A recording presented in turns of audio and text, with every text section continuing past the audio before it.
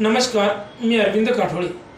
आज पुन्हा एक व्हिडिओ घेऊन मी तुमच्या सोबत आलो आणि व्हिडिओ बनवण्याचा मुद्दा मागच्या वेळेस आपण ग्रामीण भागातील ज्या लोकांना घरकुल योजना मिळालेली आहे त्या लोकांच्या योजनेसंदर्भात बनवला होता।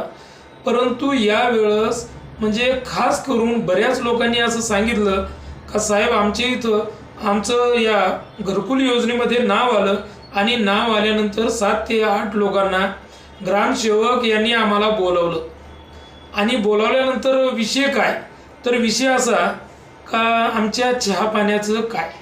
आता चहा पाण्याचं ठीक आहे हो, कारण ग्रामीण भागामध्ये आपण पाहत असताना आजही ग्रामीण संस्कृती आपल्या ग्रामीण भागाने जपलेली आहे। संस्कृती आपली जी संस्कृती आहे ही ग्रामीण भागात फार मोठ्या प्रमाणात जपल्या जाते। चहा पाणी म्हणलं की आपण लगेच भावनिक होतो आणि चहा पाणी आजही आपण अतिथी देवो भव या तत्वाला मानणारे किंवा पाळणारे लोक आहोत, बरोबर आहे। परंतु अतिथी देवो भव हा विषय वेगळा आणि यांचा अतिथी देवो भव हा विषय वेगळा। यांचं चहा पाणी म्हणजेच आम्हाला 5,000 10,000 अरे मागच्या वेळेसही सांगितलं 1,25,000 1,30,000 ज्या घरकुल धारकांना मिळत असतील तिच्यातून तुम्ही जर 10,000 घेत असाल एक तर त्या पैशात काही होत नाही। मी अगोदर सांगितलं फाउंडेशन सुद्धा होत नाही आणि अशा लोकांना तुम्ही पैसे मागता। कसं काय मागू शकता? तुम्हाला माहीत नाही का तुम्हाला वाटत नाही? एक तर आज तुम्ही घरकुल मिळण्याचं प्रमाण बघा, घरकुल धारक बऱ्याच प्रमाणात ज्या लोकांना गरज आहे अशा लोकांना घरकुल मिळताना पाहायला मिळत नाही। म्हणजे एकाच गावाचा विषय नाही तर अख्ख्या महाराष्ट्राचा विषय हाच आहे। सरपंच असतील, ग्रामसेवक असेल किंवा जी सदस्य बॉडी असेल, या बॉडीमधील जे जवळचे लोक असतात किंवा आमच्या हे नेटवर्कमधले सहकार्यातले येतं हे सतत आमच्या सोबत असतात अशा लोकांना घरकुल देण्याचं प्रमाण सर्रास प्रत्येक ठिकाणी पाहायला मिळते। आणि हे जर खोटं असेल तर तुम्ही आपल्या आजूबाजूच्या लोकांना तुम्ही पहा, जाणून घ्या का हे जर आढळलं नाही तर तुम्ही मला कॉन्टॅक्ट करा आणि मला सांगा तुमचं चुकलं। हे जर चूक असेल तर महाराष्ट्रातील तमाम जनतेची मी उघड माफी मागायला तयार आहे। परंतु असं कुठंच होत नाही का ज्या माणसाला गरज आहे अशा माणसाचा ती बॉडी विचार करेल आणि बॉडी सांगेल का बाबा या माणसाला त्या घरकुलाची गरज आहे, याचे राहण्याचे वांदे आहेत, याचं घर कुणाचं आहे किंवा याच्या घरावर टीन आहेत। अरे ज्या ज्या लोकांच्या बिल्डिंगी बांधलेल्या आहेत, स्लॅबचे कामं झालेले आहेत, पर्यायाने अशा लोकांना जर दुसरी जागा असेल गोठ्याची अशा ठिकाणी तुम्ही घरकुल देता, हे जर आढळत नसेल तर मला सांगा तुम्ही बऱ्याच ठिकाणी या गोष्टी आढळलेल्या आहेत। म्हणजे एकच गाव नाही तर तमाम महाराष्ट्रातील जनतेचा हा प्रश्न आहे।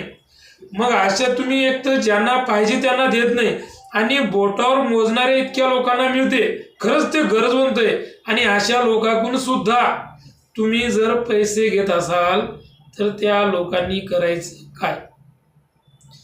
कारण अशा लोकांना तुम्हाला माहिती नाही का? आणि विशेष म्हणजे ज्या लोकांना नितांत गरज आहे यांच्याकडून तर पैसे घेतात, हा तर वाटते की पैसे घेऊन त्यांना मिळालं, परंतु काही असे लोक आहेत ते पैसे सुद्धा देऊ शकत नाही, तर त्या लोकांचा नावाचा प्रश्नच राहिलेला नाही।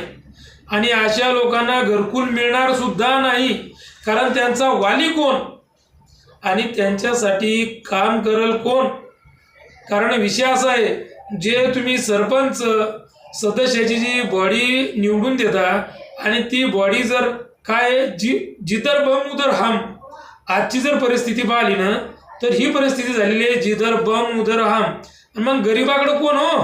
गरीबाचा वाली कोण? कारण तिथं बम नाही तर हम का असे? मग हा विषय।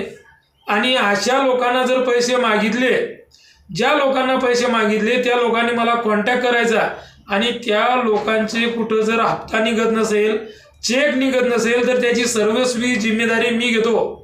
मला सांगा कोण्या ठिकाणी अडचण आली, परंतु तुमचं काम चोख पाहिजे आणि त्याच्यामध्ये त्रुटी पाहिजे नाही किंवा तुम्ही अनलिगल मार्गाने ते घरकुल घेतलेलं नसावं। जे प्रामाणिक घरकुल आहे, जे हकदार आहेत, जे लायबल कुटुंब आहे अशा कुटुंबाला जर घरकुल मिळालं आणि अशा लोकांना जर कोणी समजा त्यांच्या चेक आडवील असं जर कोणी सांगत असेल आणि त्यांच्याकडून पैसे मागत असेल अशा लोकांनी मला कॉन्टॅक्ट करायचा। माझं नाव अरविंद काठोळे, माझा नंबर आहे 9881 59 31 69 केव्हाही कॉल करा आणि सांगा का माझं चेक अडवलेला आहे, तुम्ही कारण सांगा आणि ते चेक मिळवून देण्याचं काम मी करतो. आणि नुसतं घरकुल योजनाच नाही तर महाराष्ट्रातीलच नव्हे तर तमाम इच्यातील, समजा आपल्या मेहकर तालुका महाराष्ट्र इच्यातील तमाम जनतेला मी असं आवाहन करतो, तुमच्या काही समस्या असतील आणि तुमचं जर कोण चेक अडवला, कोणी करप्शन करत असेल किंवा पैसा मागत असेल, भ्रष्टाचार करत असेल तर तुम्ही कॉन्टॅक्ट करा. त्याची दखल निश्चित घेतल्या जाईल. नुसती दखल घेतल्या जाणार नाही तर त्यांच्यावर गुन्हा सुद्धा नोंदवला जाईल आणि तुम्हाला कायदेशीर तुमचा हक्क मिळवून दिला जाईल याची मी ग्वाही देतो. आणि आता जर राहिला विषय, मी महाराष्ट्राचा सांगितला परंतु मेहकर तालुक्यातील तमाम जनतेला सांगतो का मेहकर तालुक्यातील जनतेने मला कॉन्टॅक्ट करायचा, केव्हाही कॉन्टॅक्ट करा. मेहकरमध्ये मी केव्हाही हजर आहे. धन्यवाद.